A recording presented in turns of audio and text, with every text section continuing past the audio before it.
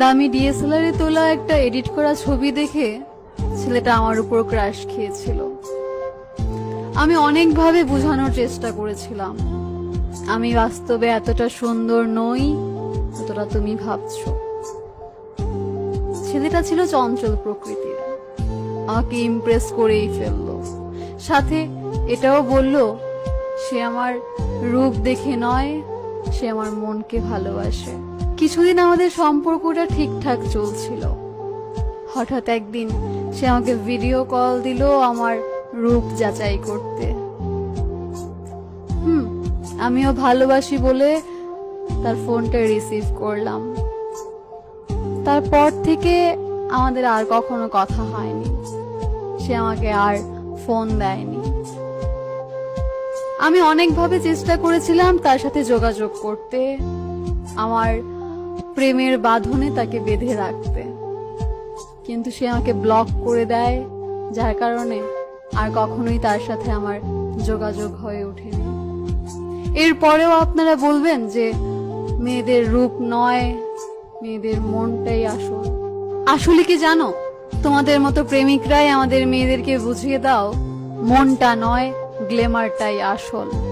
আসলে ভেতরে ভেতরে কষ্টটা ঠিক তখনই হয় যখন দেখি চামড়ায় সুন্দর হওয়ার কারণে যোগ্যতা না থাকা সত্ত্বেও সে চান্স পায়। আমাদের সমাজ আমাদেরকে বুঝিয়ে দেয় চামড়ায় সুন্দর না হলে সমাজ তোমাকে নিয়ে চর্চা করবে না। দোকানে গিয়ে একটা সুন্দর জামা পছন্দ হলে দোকানদার মুখের উপর বলে দেয়, দিদি আপনাকে ঠিক এই রংটা মানাবে না, এই রংটা আপনার সাথে যাচ্ছে না, আপনি অন্য একটা রং ট্রাই করুন।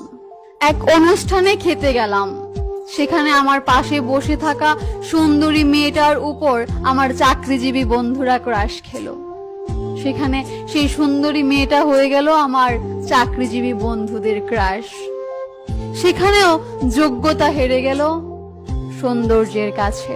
আসলে এই কষ্টটা ঠিক বোঝানো যায় না যে যোগ্যতা থাকার পরেও চেহারার সৌন্দর্য না থাকার কারণে একটা জায়গায় চান্স পায় না।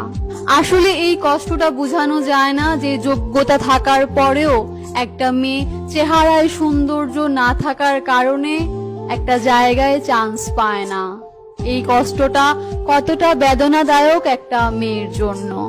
আসলেই চেহারা সুন্দর না বলে একটা মেয়ে তার বাবা মায়ের কাছে অবহেলিত, একটা মেয়ে তার শ্বশুর বাড়িতে অবহেলিত। এমনকি সবচেয়ে বড় কথা হলো যে লোকটা তাকে পণ নিয়ে বিয়ে করেছিল, তার স্বামী, সে স্বামীর কাছেও মেয়েটা অবহেলিত।